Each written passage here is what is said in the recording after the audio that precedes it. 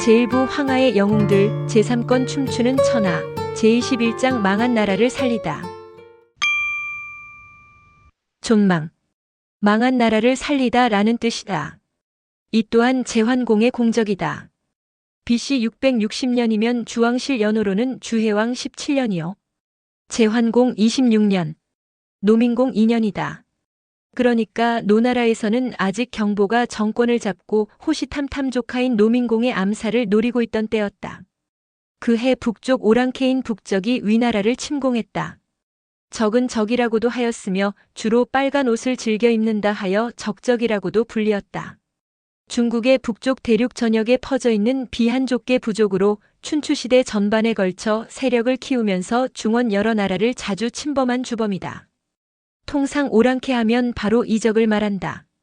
이 북적이 위나라를 침공했을 때 위나라 임금은 위공이었다.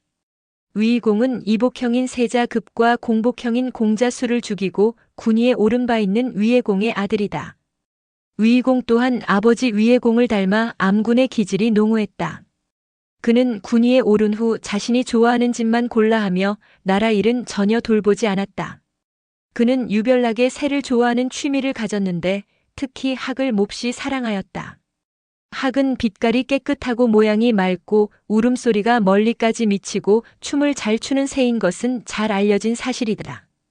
이 때문에 학은 신선조라 하여 옛사람들의 사랑을 받아왔다. 그런데 위공의 학에 대한 사랑은 너무 지나쳤다. 학을 구해오는 사람에겐 많은 상을 내렸고 학마다 벼슬을 내리고 복록을 주었다. 가장 좋은 학은 대부의 녹을 받았고 그보다 못한 학은 선비의 녹을 받았다. 어떤 학은 대부가 타는 수레를 타고 다니기도 하였다. 이런 학을 특별히 학장군이라 불렀다. 궁에서는 학을 사육하는 자들이 관리들보다 더 많은 복록을 받았다. 백성들에게서 거두어들인 세금은 거의 학을 기르는 데 사용되었다. 굶주리고 헐벗은 백성들이 늘어났으나 위공은 전혀 아랑곳하지 않았다. 어느덧 위나라는 학의 천국이 되었다. 이 무렵 북적의 부족 중 수만이라는 족속이 있었다. 지금의 하북성 안양시 서북방 일대에 근거지를 두고 있는 적적으로 당시 위나라와 접경을 이루고 있었다. 수만족은 호시탐탐 중원 침범의 기회를 엿보던 중 위나라 내정이 몹시 어지러운 것을 알고 혹이 2만 군사를 일으켜 일거에 위나라를 향해 쳐들어갔다. 이때 위공은 학을 수레에 싣고 궁 밖으로 놀러 나갈 준비를 하고 있었다. 그런 참에 국경을 지키던 장수로부터 수만이 쳐들어왔다는 급보를 받았다. 오랑캐가 이미 형태계까지 이르렀습니다. 형택이라면 위나라 도성인 조가에서 그다지 멀지 않은 습지대였다. 수만이 이미 그곳까지 진출했다면 목 앞에 칼끝을 들이운 셈이다. 위공은 크게 놀라며 군사를 모아 수만족을 막도록 지시했다. 그러나 도성한 백성들은 산속으로 달아난 채 싸움에는 나가려 들지 않았다. 군사들 또한 무기를 잡을 생각을 하지 않았다. 위공은 관리들에게 명하여 병역을 피해 달아난 백성들을 닥치는 대로 잡아오게 했다. 며칠 사이 수백 명의 백성들이 잡혀왔다. 너희들은 위나라 백성으로서 어찌하여 병역을 기피하고 산속으로 달아났느냐? 백성들이 이구동성으로 대답했다. 주공께서는 한 가지만 쓰시면 쉽게 북쪽 오랑캐를 무찌를 수가 있는데 무엇 때문에 저희들까지 나가 싸울 필요가 있겠습니까? 한 가지라니 그게 무엇인가? 학입니다. 학을 내보내 싸우게 하십시오. 위공은 눈이 휘둥그레졌다. 학이 어떻게 오랑캐를 막을 수 있단 말이냐? 학이 싸울 줄 모른다면 그건 아무짝에도 쓸모가 없습니다. 그런데 주공께선 어찌하여 그런 학을 소중히 하시고 유용한 백성들은 돌보지 않으십니까? 비로소 위공은 자신의 잘못을 깨달았다. 그는 곧 석기자를 불렀다. 석기자는 충신으로 유명한 석작의 손자로 그 역시 충직하기로 이름나 있었다. 일찍이 그는 누차 학을 기르지 말라고 위공에게 간언을 올렸으나 번번이 받아들여지지 않았고 결국 탄식하며 말했었다. 아, 우리 위나라가 장차 학 때문에 망하겠구나. 위공은 석기자를 보자 고개를 떨구며 사정을 시작했다. 내 진작에 그대의 말을 듣지 않은 것을 후회하고 있소. 지금이라도 학을 다 날려보내면 백성들이 내 명령에 복종하겠소? 석기자는 냉정히 답했다. 당장에 그렇게 하십시오. 너무 시기가 늦지 않았나 염려될 뿐입니다. 위공은 그 즉시로 궁중에서 기르던 학들을 모두 날려보냈다. 하지만 학들은 워낙 사랑을 받고 자라서인지 하늘 높이 빙빙 돌다간 다시 제자리로 돌아왔다. 관리들이 손을 내저으며 쫓았으나 학들은 꼼짝도 하지 않았다. 석기자는 직접 거리로 나가 백성들을 모아놓고 목청을 높여 연설했다. 우리 주공께서 자신의 잘못을 깨닫고 후회하고 계신다. 이제 너희들은 무기를 잡고 나가 수만 오랑캐를 무찌르도록 하여라. 석기자의 연설에 백성들이 차츰 모이기 시작했다. 백성들은 다시 위나라를 위해 싸울 결의를 다졌고 도망쳤던 군사들도 무기를 잡고 전투를 준비했다. 그러는 사이 수만족이 형택 들판에 진체를 세웠다는 보고가 들어왔다. 수만족이 형택 들판에 진체를 세웠다는 보고가 들어오자 석기자는 다급히 대안책을 내놓았다. 수만족은 대단히 강하니 제 나라에 사신을 보내어 구원을 요청하는 것이 어떻겠습니까? 그러나 위공은 단호히 고개를 저었다. 지난날 제 나라는 주천자의 명으로 우리나라를 침범한 적이 있는 원수국이요.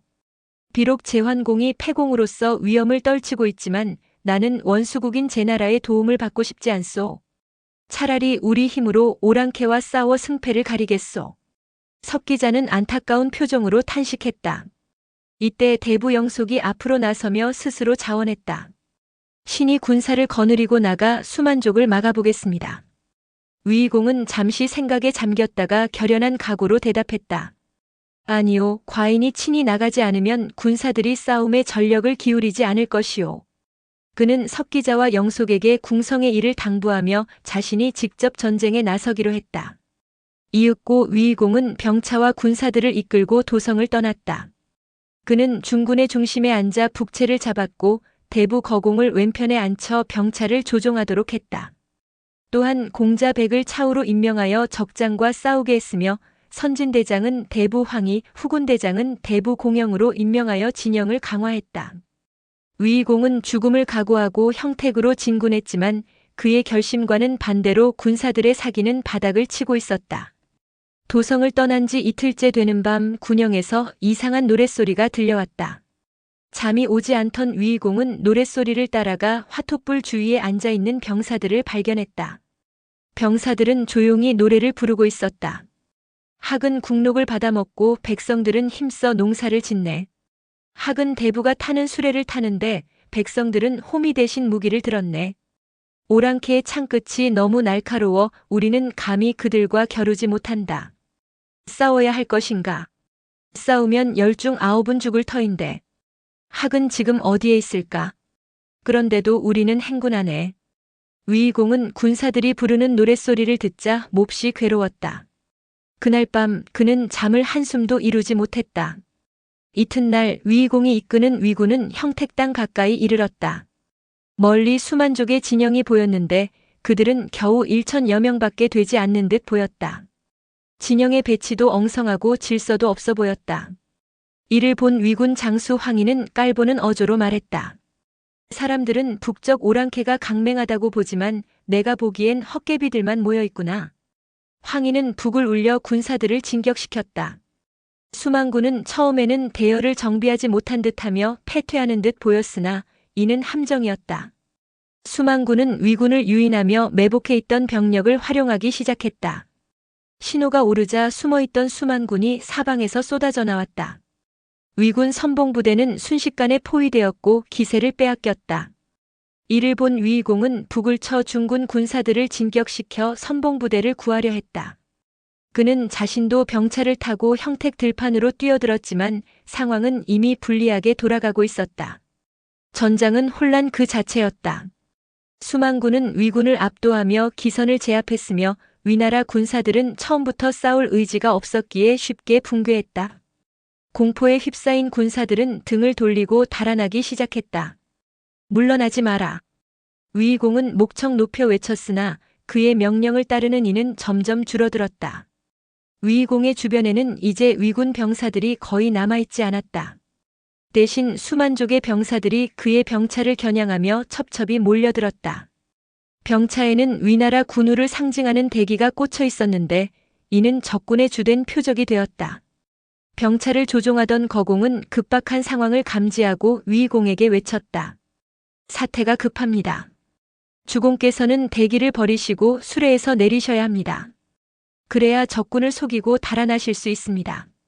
그러나 위공은 이미 자신의 목숨을 버리기로 각오한 듯 결연히 대답했다. 이런 상황에서 길을 버린들 무슨 소용이 있겠는가. 나는 차라리 죽음으로써 백성들에게 사죄하겠다.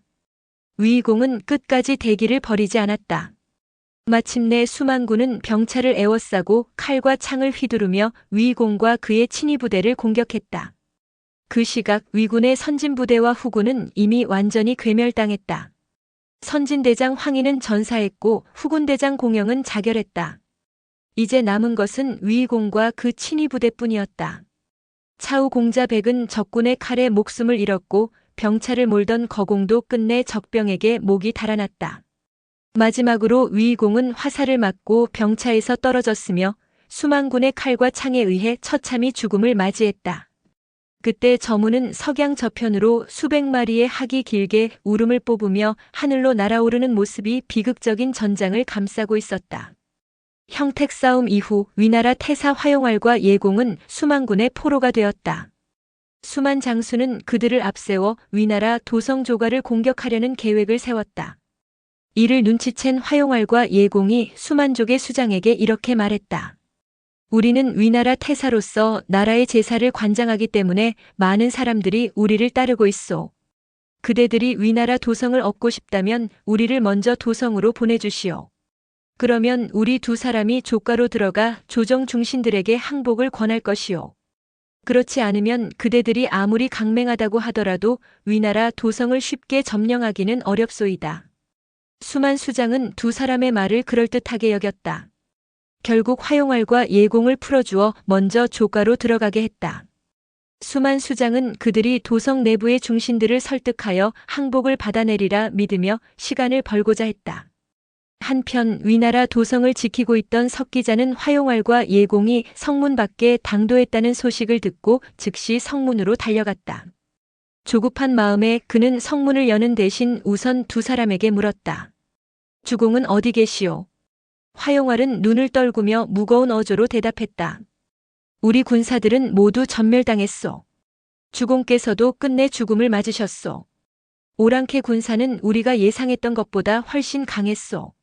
지금이라도 속히 다른 곳으로 피하셔야 하오. 석기자는 이 말을 듣고 절망에 빠졌다. 상황을 더 이상 지체할 수 없음을 깨달은 그는 성문을 열었다. 그러자 예공이 성문 앞에서 비장한 표정으로 외쳤다. 주공을 모시고 싸움터에 나섰다가 주공과 함께 돌아오지 못했으니 어찌 신하로서의 도리를 다했다고 할 수 있겠소. 나는 주공을 뵙기 위해 지하로 가겠소. 예공은 말을 마치자마자 칼을 뽑아 스스로 목숨을 끊었다. 그의 결의와 비통함은 도성 안팎에 퍼져 사람들을 숙연하게 만들었다. 그러나 화용활은 예공의 행동을 안타까워하면서도 냉철함을 유지했다. 사관은 사관으로서 해야 할 일이 있다. 나는 살아남아 전적을 지키고 기록을 남겨야겠다. 화용활은 이렇게 말하고 성 안으로 들어가 전적들을 챙기기 시작했다. 석기자는 영속과 의논한 끝에 궁중의 모든 권속과 공자신을 모시고 도성을 떠나기로 결정했다. 그들은 황하를 건너기 위해 동쪽으로 피난길에 올랐다. 공자신은 공자석과 선강 사이에서 태어난 둘째 아들로 석기자는 그를 새로운 희망으로 삼고 있었다. 도성을 떠나는 동안 많은 백성들도 짐을 꾸려 그들의 뒤를 따랐다.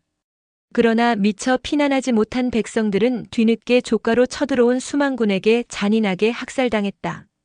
그 시체는 산처럼 쌓였고 피는 강물이 되어 흘렀다. 위나라 대부 중 괭연이라는 사람이 있었다. 그는 수만이 쳐들어오기 전 위공의 명을 받고 진나라의 사신으로 파견되었던 인물이다. 그러나 괭연은 귀국길에서 위공이 형택 전투에서 전사했다는 소식을 듣게 되었다. 이 소식을 접한 그는 즉시 발길을 돌려 형택으로 달려갔다. 위공의 시신이 남아 수습하겠다는 생각에서였다. 형택이 가까워질수록 길가에는 시체가 수없이 널려 있었다. 괭연은 이를 보고 가슴이 찢어지는 듯한 고통을 느꼈다. 마침내 잡초가 우거진 연못가에 이르렀을 때 그는 위나라의 대기가 쓰러져 있는 것을 발견했다. 주공의 기가 여기 있으니 시체도 이 근처에 있겠구나. 그는 다시 몇 걸음을 옮겼고 그때 어디선가 희미한 신음소리가 들려왔다. 괴녀는 소리가 나는 쪽으로 다가가 풀숲 한가운데 다리가 부러진 어린 내시를 발견했다. 그는 어린 내시에게 물었다. 너는 주공이 어디서 돌아가셨는지 아는가? 어린 내시는 손가락으로 서너 걸음 떨어진 곳을 가리켰다. 그곳에는 검붉은 고깃덩어리가 하나 놓여 있었다. 저것이 주공의 시체입니다. 저는 주공이 피살당하는 것을 직접 보았습니다. 다리가 부러지는 바람에 달아날 수 없어서 이곳에서 주공의 시체를 지키고 있었습니다. 위공의 시신은 얼마나 난도질당했는지 알아볼 수 없을 정도였다. 온몸이 형체를 잃고 있었지만 유일하게 간만이 온전한 형태로 남아 있었다. 괴녀는 무릎을 꿇고 크게 통곡했다. 울음을 멈춘 후 그는 간 앞에 무릎을 꿇고 진나라로 갔던 이를 보고했다. 그의 행동은 마치 살아있는 임금 앞에 예를 올리는 것과 다름없었다. 괴녀는 시종들을 돌아보며 단호히 말했다. 주공의 시체를 거두어 장사 지낼 사람이 없으니 내가 주공의 관이 되겠다. 내가 죽거든 나를 저 숲에 묻고 새 임금에게 이 일을 전하도록 하라. 그는 말을 마치고 허리에 칼을 뽑아 스스로 배를 갈랐다. 그러고는 위공의 간을 자신의 뱃속에 집어넣은 뒤 괴녀는 땅 위에 반듯하게 드러누워 숨을 거두었다. 그의 시종들은 눈물을 흘리며 위공의 간이 들어있는 괴년의 시체를 숲속에 묻었다. 마지막까지 주공에 대한 충성을 지키며 자신의 생명마저 바친 괴년의 희생은 남은 시종들에게 깊은 울림을 주었다. 그 후 부상을 입은 내시를 수레에 태운 시종들은 황하를 향해 달리기 시작했다. 수만족의 공격으로 위공이 형택에서 전사하고 위나라 공실마저 도성을 버리고 황하 동쪽으로 달아났다는 소식은 빠르게 중원 여러 나라에 전해졌다. 이 소식을 들은 중원의 패자 제환공은 곧바로 아들 공자 무휴에게 병차 200승과 갑사 3,000명을 내주어 위나라 구원에 나서게 했다. 동시에 그는 각 나라에도 사자를 보내 명을 내렸다. 모든 제후들은 속히 달려와 위기에 빠진 위나라를 도우라. 가장 먼저 위나라 구원에 나선 것은 송나라 군대였다. 송환공은 한 군을 이끌고 조가 동쪽 황하 강변에 도착했다. 이어 허목공이 구호물자를 실은 수레를 끌고 달려왔다. 송환공과 허목공이 모두 위나라 공녀를 부인으로 두고 있었기에 그들의 지원은 더욱 신속히 이루어졌다. 송환공의 부인은 선강의 첫째 딸이었고 허목공의 부인은 선강의 둘째 딸이었다. 이보다 앞서 수만족을 피해 조가성을 버리고 동쪽으로 달아나던 석기자와 영속 등은 황하 강변에 이르렀다. 그러나 누런 황하의 거대한 물결이 앞길을 가로막고 있었다. 건널 배가 없어 그들은 당혹스러워했고 뒤에서는 수만군이 추격해오고 있었다. 대부 석기자는 공자 신의 손을 꼭 잡으며 깊은 탄식으로 외쳤다. 아, 하늘이 우리 위나라를 버리시는구나. 그때 영속이 갑자기 손가락으로 강 건너를 가리키며 소리쳤다. 저기를 보시오. 모두가 영속이 가리키는 방향을 바라보았다. 망망한 강물 너머 검은 점들이 빠르게 이쪽으로 다가오고 있었다. 빼다. 제나라 깃발이다. 송나라 깃발도 보인다. 한 줄기 희망의 빛이 그들 앞에 비치기 시작했다. 그랬다. 그 배들은 제환공과 송환공이 위나라 공실의 피난민들을 위해 보내온 배들이었다. 아, 살았구나. 대부 석기자는 자신도 모르게 하늘을 우러러보며 감격의 눈물을 흘렸다. 그의 눈에는 어느덧 맑은 이슬이 맺혀 있었다. 그들은 밤새도록 황하를 건넜다. 먼저 공자 신과 궁중 권속을 태웠고 이어 뒤따라온 백성들을 수습하여 배에 오르게 했다. 아침 해가 찬란한 빛을 뿌리며 떠오를 때 제나라 공자 무휴의 지휘 아래 마지막 배가 강물 위로 떠올랐다. 하지만 그 순간 뒤편에서 검은 먼지가 일었다. 조가를 점령한 뒤 위나라 공실의 피난민들을 추격해온 수만군이었다. 간발의 차이로 위나라 공실은 도륙을 면할 수 있었다. 황하를 건넌 위나라 피난민들은 황하 동편조에 이르러 행렬을 멈췄다. 이는 수만군이 제나라와 송나라 군대의 위험에 겁을 먹고 더 이상 황하를 건너 추격하지 않는 것을 확인했기 때문이었다. 석기자와 영속은 조읍에 이르러 비로소 뒤따라온 백성들의 수요를 세어보았다. 이럴 수가. 그들은 눈물을 흘리며 탄식했다. 황하를 건넌 백성의 수는 겨우 720명에 불과했다. 수만 명에 달하던 백성들은 모두 어디로 갔는가? 그들은 수만 군의 포로가 되었거나 칼에 맞아 목숨을 잃었을 것이 틀림없었다. 석기자와 영속은 상의를 거친 끝에 결론을 내렸다. 나라에는 하루라도 임금이 없어서는 안 된다. 하지만 1,000명도 안 되는 백성만으로는 나라의 체면을 유지하기가 어려웠다.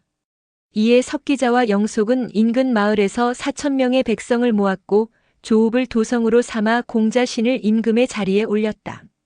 그가 바로 위대공이었다. 앞서 언급했듯 허목공의 부인은 선강의 딸로 위대공의 누이였다. 그녀는 친정국인 위나라가 성곽도 없는 조읍에 도성을 차리고 오라비인 위대공이 백성 5,000명으로 겨우 군위에 올랐다는 소식을 듣고 깊은 슬픔에 잠겼다. 속히 달려가 돕지 못하는 것을 안타까워하며 그 마음을 노래로 지어 자신의 심정을 표현했다.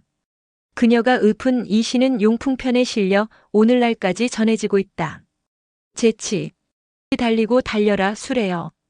위나라 제후를 조문하리라. 머나먼 길 쉬지 말고 달려라 조 땅으로.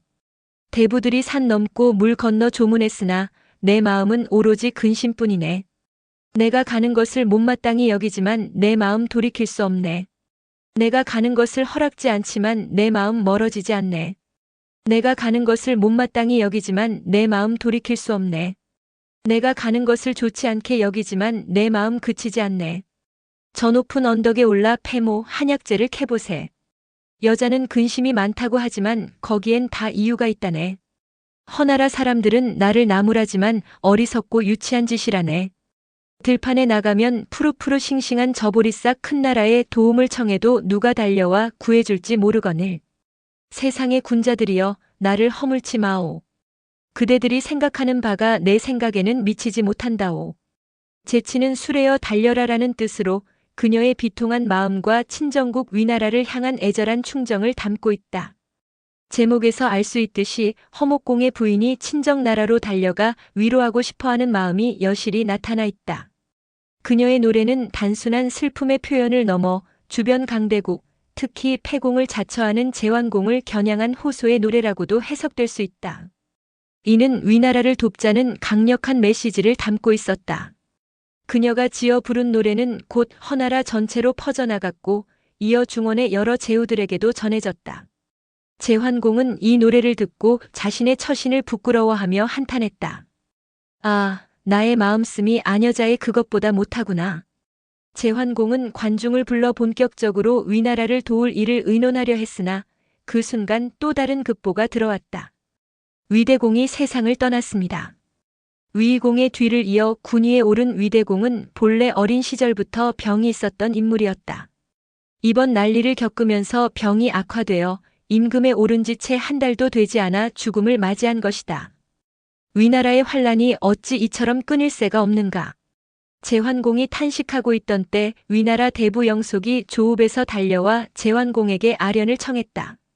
영속은 위대공에게는 후사가 없으며 그의 친동생 공자회를 새로 군위에 올릴 것을 간곡히 청원했다. 패공께서는 공자회를 귀국해 하여 위나라를 존속해 해주시기 바랍니다.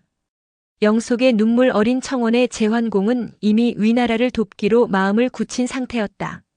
그는 곧 공자회를 불러 위나라로 돌아가 군위에 오르게 하며 귀국하는 공자회에게 좋은 말 1승, 제복 5벌 그리고 가축각 300쌍과 비단옷 300벌을 내주었다. 또한 조읍에 파견된 공자 무휴에게 조읍을 철저히 경비하라는 명령을 내렸다. 공자회는 이 모든 지원에 감격하며 제환공에게 깊은 감사의 예를 표한 뒤 위나라 임시 도성인 조읍으로 떠나갔다. 공자회의 귀국을 전후로 하여 대부 괭연을 모시던 시종들도 조읍에 도착해 공자회에게 괭연의 충절을 고했다. 그들은 괭연이 배를 가르고 위공의 간을 자신의 뱃속에 넣은 채 죽음을 맞이한 사실을 상세히 전했다. 공자회는 즉시 관을 갖추고 형택으로 달려가 괭연의 시체를 수습했다. 이어 위공과 위대공에 대한 장례식을 치르고 괭연의 자식을 등용하여 아버지의 벼슬을 이어받게 했다. 그 이듬해 봄 공자회는 위나라의 임금 자리에 올랐다. 그가 바로 위문공이다. 그러나 위나라의 상황은 초라하고 비참하기 그지없었다. 도성에는 수레가 겨우 30대밖에 없었고 백성들은 하루 3끼를 죽으로 연명할 정도로 힘겨운 삶을 이어갔다. 위문공은 검소한 임금이었다. 그는 제환공이 보내준 비단옷을 입지 않고 베옷을 입었으며 음식 또한 채소만 먹었다. 그는 아침에 일찍 일어나고 밤에는 늦게까지 일하며 틈틈이 백성들을 찾아다니며 위로했다. 위문공의 이러한 모습은 시간이 지나면서 백성들에게 큰 감명을 주었고 조읍 백성들은 그의 덕을 칭송하기 시작했다. 한편 괭연이 위공의 간을 자신의 뱃속에 넣고 죽었다는 사실과 위문공이 위나라를 다시 일으키려는 눈물겨운 의지는 이웃 나라들에까지 빠르게 퍼져나갔다. 패공 제환공 역시 이 이야기를 듣고 감탄하며 말했다. 항만 좋아하던 어리석은 임금에게 그토록 놀라운 충신들이 있었다니. 그러한 충신들과 위문공 같은 어진 임금이 나라를 다스린다면 위나라는 결코 망하지 않을 것이다. 관중 또한 감격하며 제안했다. 지금 위나라 도성인 조읍은 작고 황폐합니다. 차라리 넓고 기름진 땅을 골라 성을 쌓아 도성을 새로 축조하는 것이 어떻겠습니까? 제환공은 그 제안을 긍정하며 물었다. 좋은 생각이요. 어디에다 도성을 정하는 것이 좋겠소? 관중은 답했다. 황하 동쪽 초구라는 땅은 넓고 기름진 지역입니다. 그곳에 성을 쌓으면 능히 오랑캐의 침공도 막을 수 있을 것입니다. 초구는 지금의 하남성 화련 동쪽 일대에 해당한다. 제환공은 여러 나라의 통보해 축조에 필요한 물자를 지원받고 힘을 모아 초구의 위나라 도성을 새롭게 쌓아주었다. 도성이 완성되자 위문공은 초구로 도읍을 옮겼고 이를 통해 위나라는 마침내 나라다운 성곽과 궁을 갖추게 되었다. 위문공은 제환공의 배려에 깊이 감격하여 특별히 시를 지어 그의 은혜를 기렸다. 이 시는 후에 위풍편에 기록되어 오늘날까지 전해지고 있다. 당시 세상 사람들은 제환공의 업적을 칭송하며 그가 위태로움에 빠진 새 나라를 구한 위대한 인물이라 여겼다. 그 첫 번째는 북쪽으로 진출해 산융을 정벌하며 위기에 빠진 연나라를 안정시킨 것이고 두 번째는 후사가 끊어진 노나라에 노희공을 세워대를 잇게 한 것이다. 세 번째는 도성을 잃은 위나라를 위해 초구성을 쌓아 다시 나라를 일으킨 일이었다. 이 세 가지 업적으로 인해 제환공은 춘추시대 5패공 중에서도 으뜸가는 패공으로 칭송받고 있다. 사냥. 당시 제후나 귀족들의 사냥은 단순히 짐승을 잡는 유의적 행위에 그치는 것이 아니라 군사훈련이 주목적인 경우가 더 많았다. 따라서 사냥은 나라의 주요 연례 행사 중 하나였으며 제후의 의무사항이기도 했다. 사냥을 게을리하는 제후는 태만한 군주로 인식되었으며 그 나라의 군대가 약하다는 것을 보여주는 것이기도 했다. 그러므로 각 계절별로 사냥의 이름을 달리하고 잡는 짐승도 엄격하게 제한하고 있었다. 봄에 하는 사냥을 수사냥이라 한다. 이때는 새끼를 배제하는 짐승만 골라서 잡아야 한다. 여름에 하는 사냥은 묘사냥이라 하여 곡물의 싹을 해치는 짐승만 잡게 했다. 가을에는 오로지 군사를 훈련시키기 위한 목적으로 선 사냥을 하였고 겨울철에 하는 사냥은 수사냥이라 하여 짐승을 잡는 것 자체에 목적을 두었다. 오늘날 우리가 행하고 있는 사냥은 바로 이 수사냥, 즉 겨울사냥이다. 수렵이라는 말도 바로 여기에서 기인하고 있다. 그해 겨울 어느 날 제환공은 큰 연못이 있는 언덕에서 수사냥을 즐기고 있었다. 패공의 사냥인 만큼 그 규모와 위세가 여간 대단하지 않았다. 모든 중신과 대부들도 그날 사냥에 참가했다. 관중만이 임치에 남아 궁을 지켰다. 임금과 신하들이 수레를 타고 일제히 달리며 어지러이 달아나는 짐승들을 쫓는 광경은 장관이었다. 가장 많이 잡는 사람에게는 큰 상을 내리리라. 이렇게 사기를 북돋는 명을 내린 제환공 자신 또한 커다란 노루 한 마리를 발견하고 불이 나게 그 뒤를 쫓았다. 그의 수레는 연못가를 따라 빠르게 달리고 있었다. 노루가 사정권 안으로 들어왔다. 제환공이 활시 위에 화살을 걸고 막 당겼을 때였다. 수레를 멈춰라. 벼랑간 제환공이 외쳤다. 수레를 모는 마부는 급히 고삐를 당기고 제환공을 돌아보았다. 그러나 제환공은 당긴 시위를 도로 푼 채 여전히 연못 한가운데를 뚫어지게 바라보고 있었다. 그의 표정에는 두려움이 역력히 드러나 있었다. 그 사이 쫓기던 노루는 완전히 시야에서 사라지고 말았다. 뒤를 따르던 내시관 수초가 급히 앞으로 달려와 물었다. 주공 무슨 일이십니까? 제환공은 여전히 정신이 나간 듯한 표정으로 연못을 바라보고 있을 뿐이었다. 이에 수초는 더욱 큰 목소리로 물었다. 주공께서는 무엇을 그렇게 바라보고 계십니까? 그제야 제환공은 정신을 차린 듯 수초를 돌아보며 말했다. 나는 방금 귀신을 보았다. 그 모양이 하도 괴상하여 지금까지 가슴이 떨리는구나. 불길한 징조가 아닌지 모르겠다. 수초는 황당한 표정을 지으며 반문했다. 귀신은 음물입니다. 어찌 대낮에 나타나겠습니까? 제환공은 수초를 노려보며 말했다. 지난날 제양공이 고분에서 멧돼지 같은 괴물을 본 것도 대낮이지 않았느냐. 너는 잔말 말고 어서 가서 관중을 모시고 오너라. 관중의 이름을 꺼내자 수초는 노골적으로 불만스러운 표정을 지었다. 관중이 성인도 아닌데 어찌 귀신의 일까지 알 수 있겠습니까? 제환공은 단호한 목소리로 응수했다. 관중은 지난번에도 유아를 알아보지 않았는가? 그는 모르는 것이 없는 사람이다. 그러나 수초의 입가에는 비웃음이 스쳐갔다. 그는 조심스럽게 입을 열었다. 그때는 주공께서 유아의 생김새를 자세히 말씀해 주셨기 때문에 관중이 주공께 아첨하려고 그럴듯하게 말을 꾸며낸 것이 아니었겠습니까? 이에 제환공은 분노하며 외쳤다. 내 놈은 군신간을 이간질하려는 것인가? 수초는 제환공의 말에 단호히 대답했다. 이간질이 아니라 사실을 말씀드린 것뿐입니다. 정이 신의 말을 믿지 못하시겠거든 신의 방법대로 한번 해보십시오. 제환공은 의아한 표정으로 물었다. 어떻게 말이냐?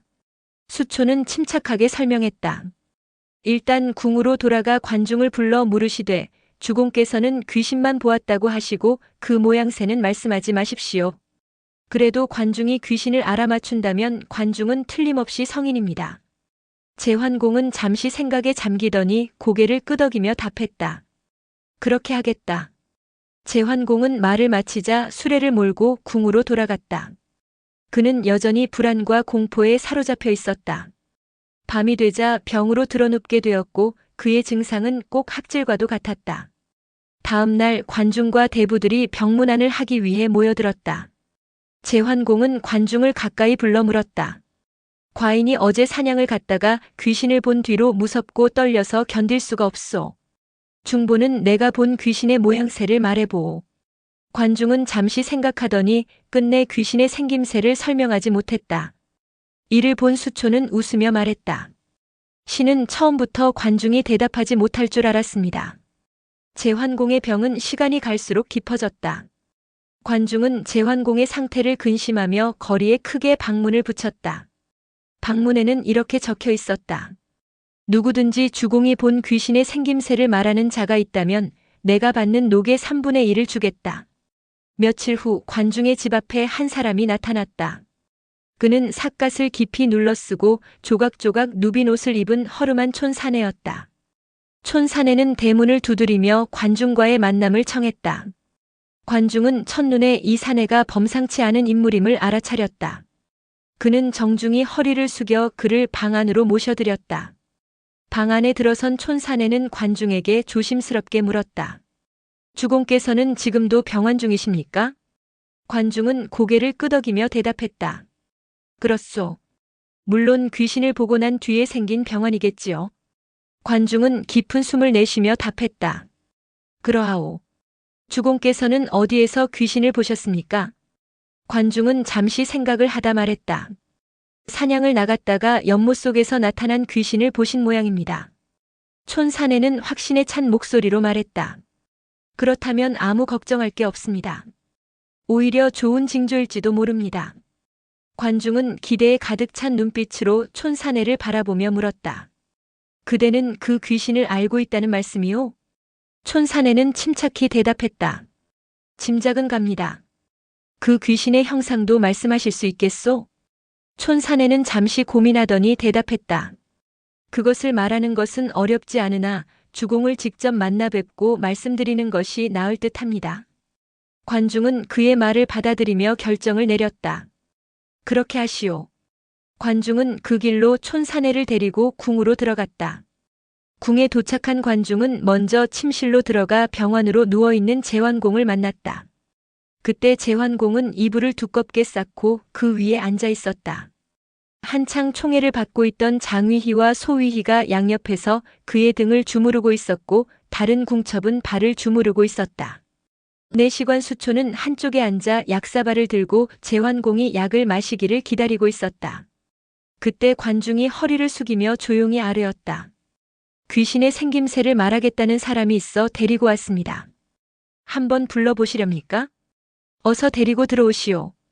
제환공은 곧 촌사내가 방으로 들어서는 것을 보고 불쾌한 기색을 드러냈다. 그의 삿갓과 누빈 옷은 허름해 보였고 제환공의 눈에는 전혀 신뢰가 가지 않았다. 중보께서 데리고 온 사람이 바로 그대인가? 제환공이 깔보는 듯한 눈길로 물었다. 그렇습니다. 촌사내는 태연하게 대답했다. 그대가 내 병을 아느냐? 제환공이 다시 물었다. 촌사내는 침착한 태도로 답했다. 주공께서는 자신 스스로 병을 앓고 있는 중입니다. 귀신이 어찌 사람을 해칠 수 있겠습니까? 귀신이 있기는 정말로 있는가? 제환공이 묻자 촌사내는 단호하게 말했다. 있습니다. 귀신에 대해 말해보라. 제환공이 고개를 끄덕이며 재촉했다. 우선 강에는 사람을 잡아먹는 망상이라는 귀신이 살고 있습니다. 일명 목종이라 불립니다. 생김새는 3살 된 어린아이와 같은데 푸른 얼굴에 검붉은 몸통, 그리고 붉은 손톱과 눈동자를 가지고 있습니다. 또한 귀와 팔뚝이 유난히 깁니다. 제환공은 촌사내의 설명에 눈살을 찌푸리며 잠시 말을 잇지 못했다. 촌사내는 이내 계속 말했다. 두 번째로 언덕에는 신이라는 개처럼 생긴 뿔 달린 귀신이 있습니다. 또 산에는 용처럼 생기고 뿔이 나며 다리가 하나인 기라는 귀신도 존재합니다. 더불어 들판에는 붉은색을 띠며 긴 귀와 아름다운 머리털을 가진 망냥이라는 도깨비가 있습니다. 이 도깨비는 사람의 말을 흉내내며 길을 지나가는 이들을 미혹시키기도 합니다. 그래서 방황이라고도 불립니다. 그것이 다인가? 제환공이 물었다. 아닙니다. 땅 속에는 분양이라는 귀신이 있고 불 속에는 송묵이라는 귀신이 있으며 연못에는 위사라는 귀신이 살고 있습니다. 제환공은 촌사내의 말을 듣고 흥미로워하며 물었다. 위사라는 귀신은 어떻게 생겼는지 말할 수 있는가? 촌사내는 침착하게 답했다. 위사의 생김새는 사람의 머리에 뱀의 몸을 한 수레바퀴통 모양이며 그 길이는 수레 끌채만큼 깁니다. 옷은 빨간색을 입고 모자는 주황색을 씁니다. 그런데 위사는 술에 달리는 소리를 가장 싫어합니다. 술의 소리가 들리면 머리를 치켜들고 일어서며 생김새가 하도 괴상하여 보통 사람은 똑바로 쳐다보지 못합니다. 그러나 이 귀신을 똑바로 보게 되면 그 사람은 반드시 천하의 패권을 잡는다고 전해집니다. 이 말을 듣자 제환공은 크게 웃으며 자리에서 벌떡 일어났다. 내가 본 것이 바로 그것이다. 제환공은 거짓말처럼 정신이 상쾌해지고 아픈 증세가 모두 가셔버렸다. 그는 얼굴에 환한 미소를 띠며 촌사내에게 물었다. 그대 이름이 무엇인가? 촌사내는 정중히 대답했다. 신의 이름은 황자라 하며 제 나라 서쪽 시골 마을에서 농사를 짓는 사람입니다. 제환공은 그의 말에 감명받아 말했다. 그대는 앞으로 벼슬을 하며 나를 도와주오. 그러나 황자는 두 손을 들어 사양하며 대답했다. 주공께서는 항상 주나라 왕실에 충성하며 사방 오랑캐를 물리쳐 백성들을 평안하게 하시고 농사를 방해하지 않으신다면 신은 더 바랄 것이 없습니다. 신은 벼슬을 바라지 않습니다. 고고한 선비로다. 제환공은 황자를 보며 감탄했다. 그는 황자에게 곡식과 비단을 하사하며 그의 겸손함을 치하했다. 동시에 제환공은 관중에게도 많은 상을 내렸다. 이를 지켜보던 내시관 수초는 불만을 드러냈다. 관중은 귀신의 생김새를 말하지 못했는데 어째서 많은 상을 내리시는 겁니까? 제환공은 수초의 말을 듣고 차분히 대답했다. 과인이 듣건대 자신이 일을 처리하는 것은 두 번째요. 다른 많은 사람들에게 맡기는 것이 첫 번째라 하였다. 만일 중보가 아니었다면 나는 황자의 말을 듣지 못하였을 것이다. 수초는 제환공의 도량 깊은 태도에 감복하며 입을 닫았다. 제환공이 중원의 질서를 잡아가는 시점에 남방의 강대국 초나라는 극심한 혼란과 변화의 시기에 접어들고 있었다. 이 혼란은 초문왕의 죽음 이후 공족들 사이에서 벌어진 후계자 다툼에서 비롯되었다. 초문왕의 뒤를 이어 왕위에 오른 자는 도화부인 문부인 규씨의 첫째 아들인 웅간이었다. 이는 제환공이 패공으로 칭해진 지 2년이 지난 제환공 9년, 즉 BC 677년이었다. 웅간은 군왕으로서의 자질이 부족했다. 그는 놀기를 좋아하고 사냥을 즐기는 데만 몰두하여 나라의 일을 소홀히 했다. 웅간이 왕위에 오른 지 여러 해가 지났지만 이룬 업적은 하나도 없었다. 도화 부인에게는 웅간 외에도 둘째 아들 웅운이 있었다. 웅운은 형과 달리 영특하고 지혜가 넘쳤으며 도화 부인은 웅간보다 웅운을 더욱 아끼고 사랑했다. 백성들 또한 웅운을 존경하며 그의 능력을 높이 평가했다. 웅운은 어린 나이에도 불구하고 큰 야심을 품고 있었다. 형 웅간이 나라를 돌보지 않는 모습에 그는 실망하며 생각했다. 이대로는 초나라가 영원히 중원으로 진출할 수 없다. 그는 속국인 수나라를 비밀리에 드나들며 자객과 무사들을 양성하기 시작했다.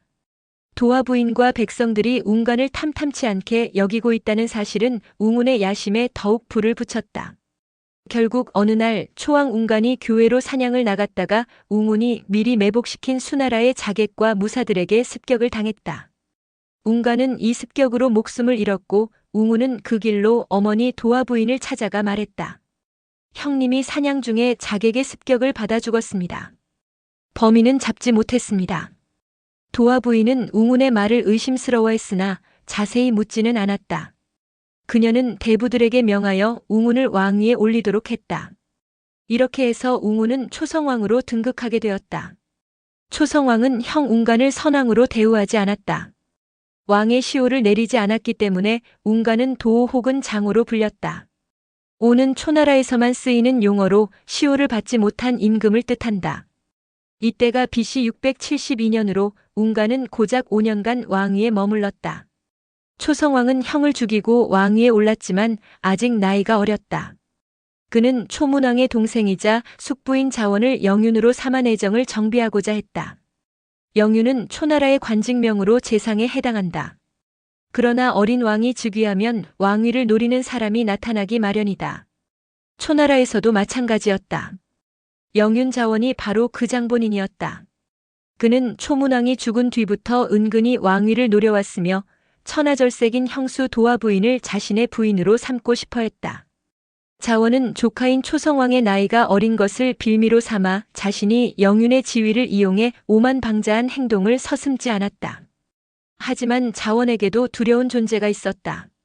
초무왕 시절부터 4대에 걸쳐 국정을 맡아온 공족 대신 투백비였다. 투씨는 초나라 왕족에서 갈라진 일족으로 굴씨와 함께 초나라 내에서 두터운 세력을 지닌 명문가였다. 그 중에서도 투씨 일족의 정신적 지도자인 투백비는 정직하고 사심이 없으며 강직한 성품으로 모든 사람의 존경을 받았다. 자원은 투백비의 존재로 인해 자신의 뜻을 노골적으로 드러낼 수 없었다. 그러나 초성왕 6년에 투백비가 병으로 세상을 떠났다. 이제 자원은 두려울 것이 없어졌다. 그는 도화 부인이 거처하는 내궁 옆에 커다란 관사를 짓고 날마다 음탕한 노래와 춤과 음악으로 도화 부인을 유혹하기 시작했다. 이 소문을 들은 도화 부인은 혀를 차며 탄식했다. 선왕이신 초문왕의 평생의 꿈은 중원을 정복하는 일이었다.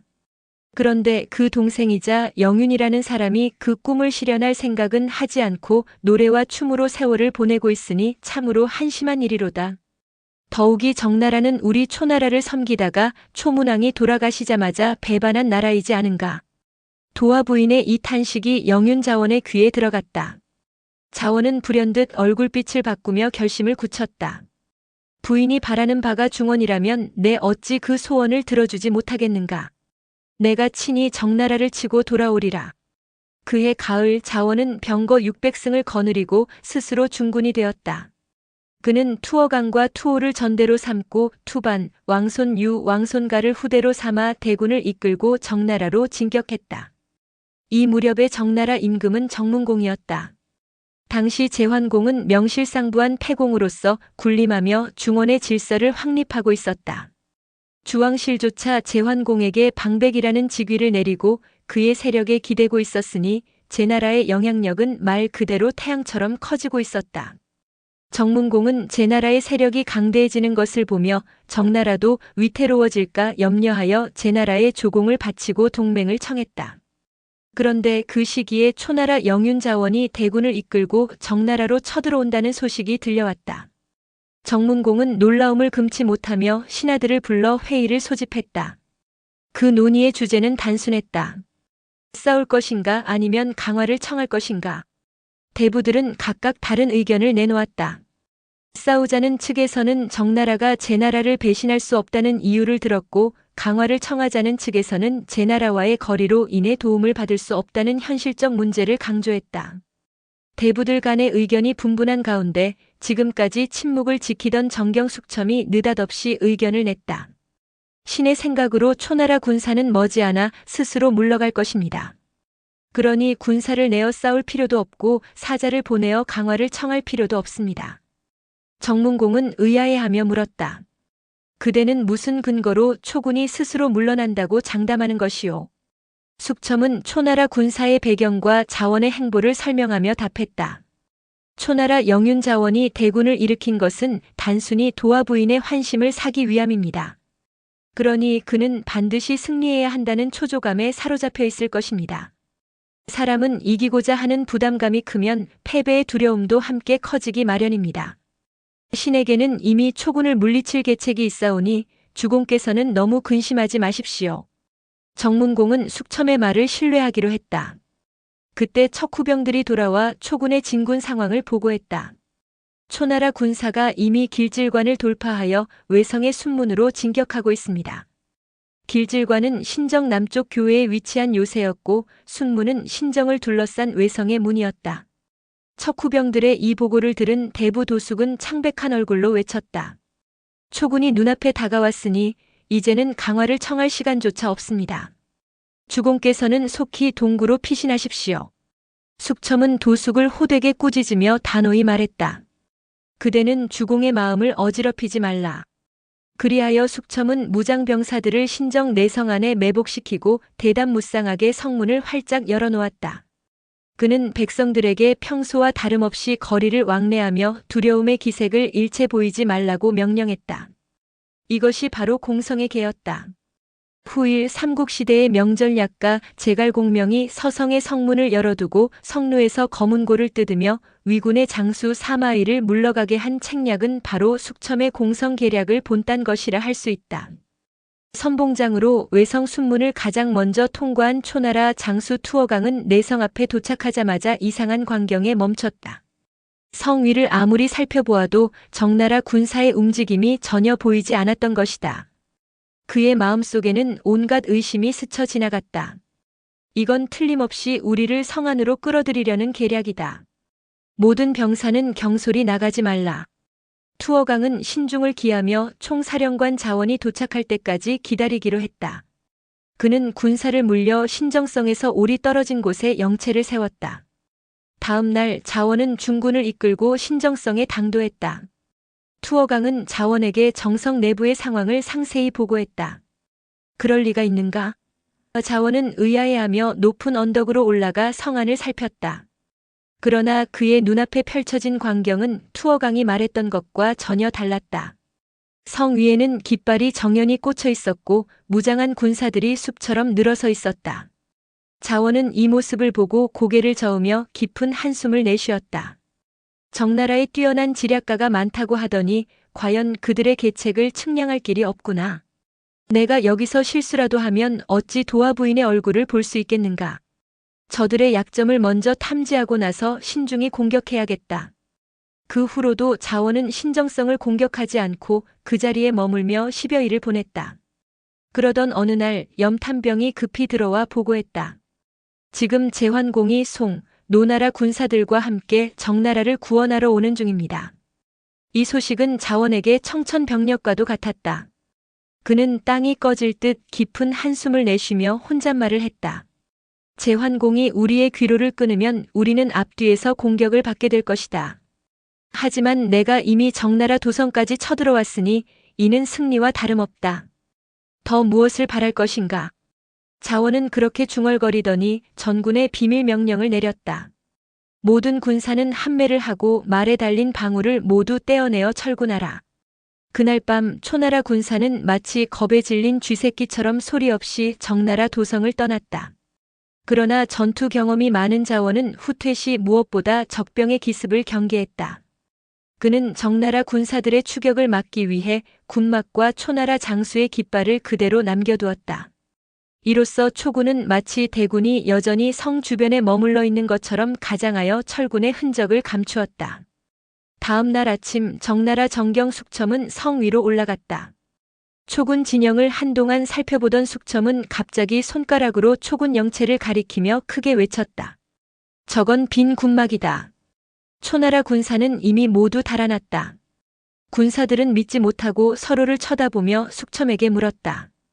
정경께서는 어찌 저것이 빈 군막이라는 것을 알고 있습니까? 숙첨은 침착하게 답했다. 군막은 병사들이 거처하는 곳이니 그곳은 늘 움직임이 많아야 하고 기세가 진동하기 마련이다. 그러나 보라, 겁 많은 새떼들이 군막 위에서 놀고 있지 않은가? 빈 군막이 아니라면 어찌 새들이 그런 곳에서 놀고 있겠는가? 아마도 제환공이 우리를 도우러 온다는 소식을 초나라 장수 자원이 듣고 철수한 것이 분명하다. 과연 얼마 지나지 않아 염탐병이 돌아와 보고했다. 제나라가 송, 노 두 나라와 함께 우리 정나라를 돕기 위해 오는 중입니다. 초군은 이미 모두 철수했습니다. 정나라 군사들은 숙첨의 뛰어난 지혜에 한결같이 감탄했다. 그날 밤 초나라 영윤 자원은 군대를 몰래 철수시켰다. 국경을 완전히 벗어난 뒤에야 그는 북과 종을 울리며 도성인 영성으로 돌아왔다.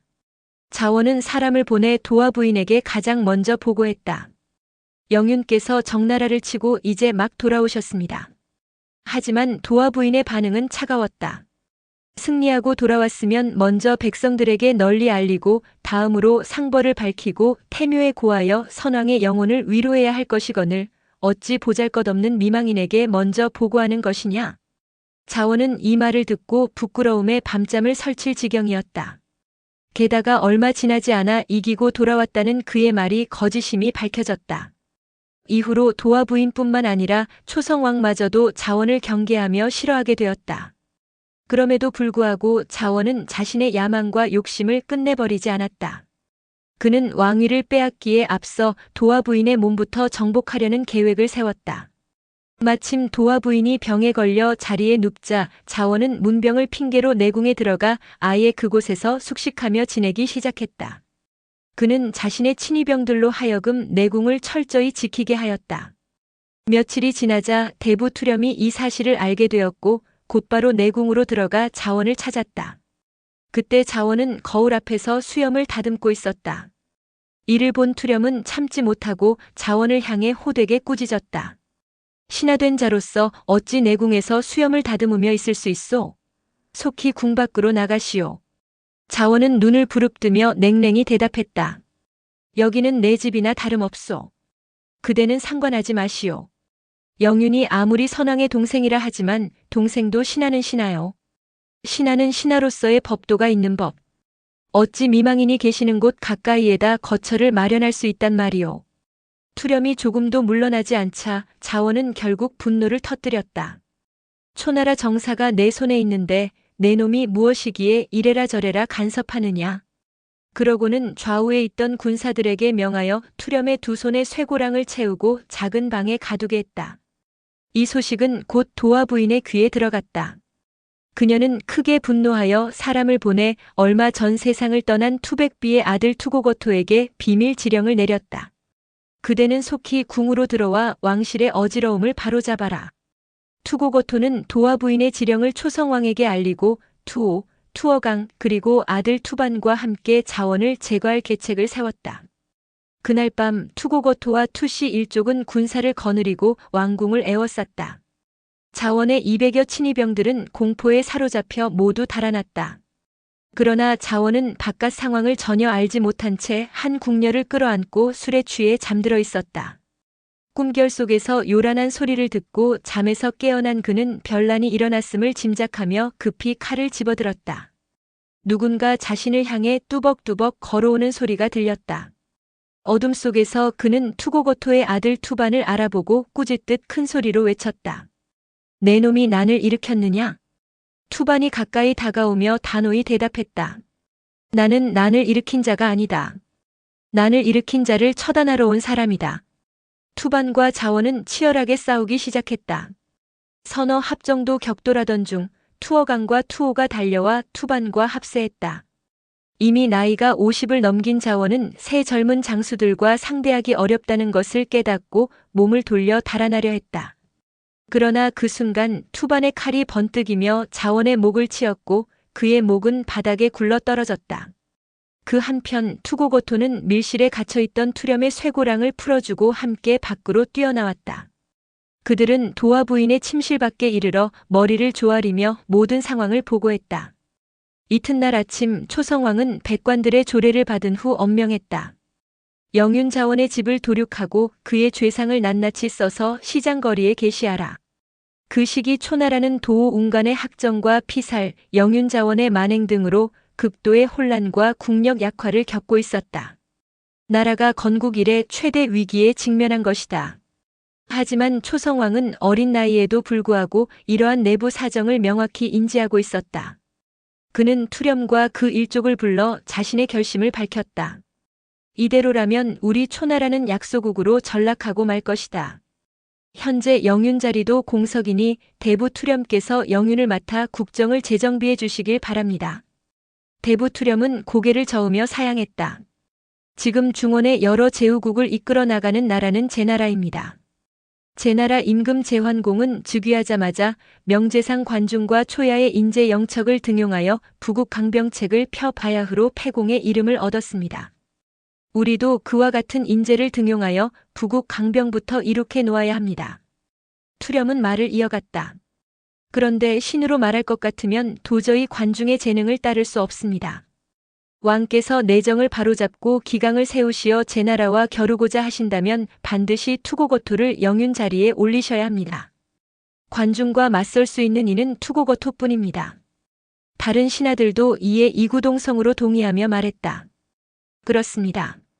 투고고토만이 영윤의 직책을 완수하여 초나라가 제 나라와 어깨를 나란히 할 수 있을 것입니다. 이에 초성왕은 약간 의아한 표정을 지으며 물었다. 투고고토가 투백비의 아들이라는 것은 알고 있지만 그의 재능에 대해서는 들어본 적이 없소. 그는 어떤 사람이오? 투렴은 곧 투고고토의 내력을 상세히 이야기하기 시작했다.